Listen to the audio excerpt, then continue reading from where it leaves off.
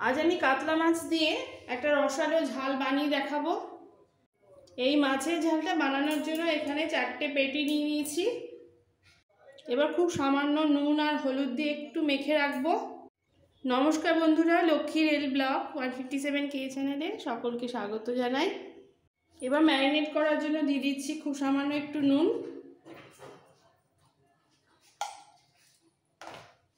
হলুদ পাউডারও খুব অল্প করে দেব।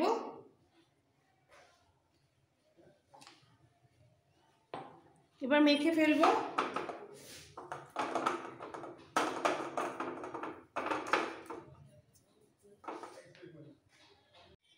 মাছগুলোতে নুন হলুদ মাখানো হয়ে গেছে। এবার মশলাটা দেখিয়ে দিই। খুব সামান্য মশলা লাগবে। এর মধ্যে 1 চামচ পোস্ত বাটা, 1 চামচ কালো সর্ষে বাটা একটু মিহি করে বেটে নিয়েছি 1 পিঞ্চ নুন দিয়ে, আর ঝালের টেস্ট অনুযায়ী এখানে 5টা কাঁচা লঙ্কা বেটে নিয়েছি। লাগবে 1 চামচ টক দই একটু ফাটানো আছে। এবার গ্যাস অন করে কড়াই বসিয়ে দেবো। কড়াই গরম হয়ে গেছে, দিয়ে দেবো সর্ষের তেল। সবার আগে মাছগুলো ভেজে নেব। তেল ভালোভাবে গরম হয়ে যাওয়ার পর নুন হলুদ দিয়ে মাখানো মাছগুলো ছেড়ে দিচ্ছি।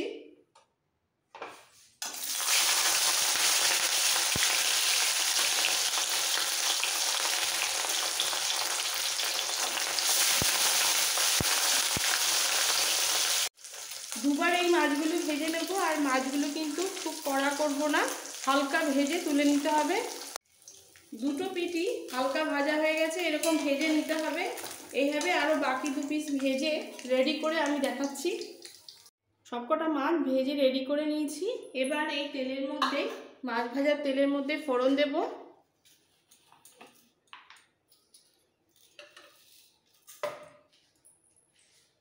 একটু গোটা জিরে, খুব সামান্য একটু গোটা জিরে,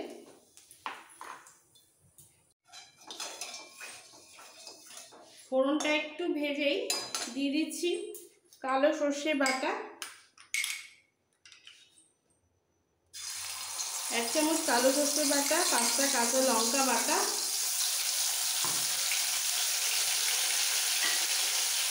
দেব পোস্ত বাটাটা,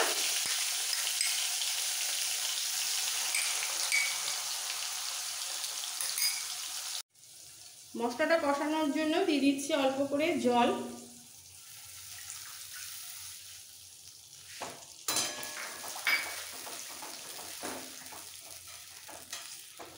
দেব টেস্ট অনুযায়ী নুন।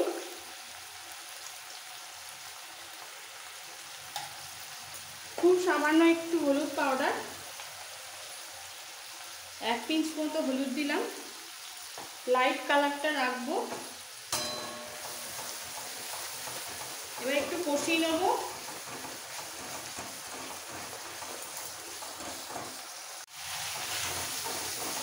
সর্ষে পোস্ত ভালো করে কষানো হয়ে গেছে। এবার দিয়ে দেবো 1 চামচ ফোটানো টক দই,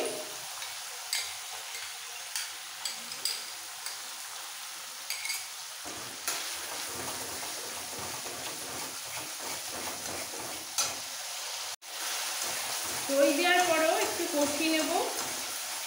নিয়ে সাথে সাথে দিয়ে দেবো অল্প করে জল। এই ছোটো বাটির 1 বাটি জল দিচ্ছি। মশলাটা কুক হয়ে যাবে।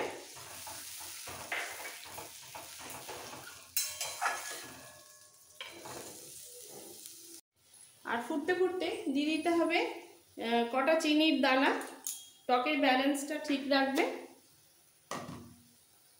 গ্রেভি ভালোভাবে ফুটে গেছে। আর ভেজে রাখা মাছগুলো দিয়ে দিচ্ছি।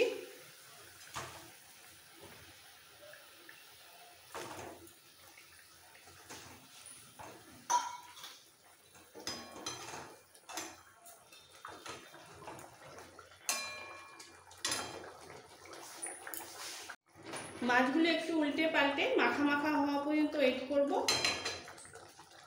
ফুটতে ফুটতে মাছের ঝাল একদম রেডি হয়ে গেছে। এবার আমি গ্যাস অফ করে দেবো। তার আগে নুন ঝালটা একটু দেখে নিতে হবে। অসাধারণ টেস্ট লাগবে। সবশেষে দিয়ে দিচ্ছি 2টো চেরা কাঁচা লঙ্কা। এবার আমি একটা প্লেটে তুলে নেব। এইভাবে বানিয়ে খাওয়ার পর আমাকে অবশ্যই জানাবেন। আমার এই রেসিপি ভালো লেগে থাকলে বন্ধুদের কাছে রিকোয়েস্ট রইল লাইক করার, নতুন বন্ধুদের কাছে রিকোয়েস্ট রইল সাবস্ক্রাইব করার জন্য। Thank you.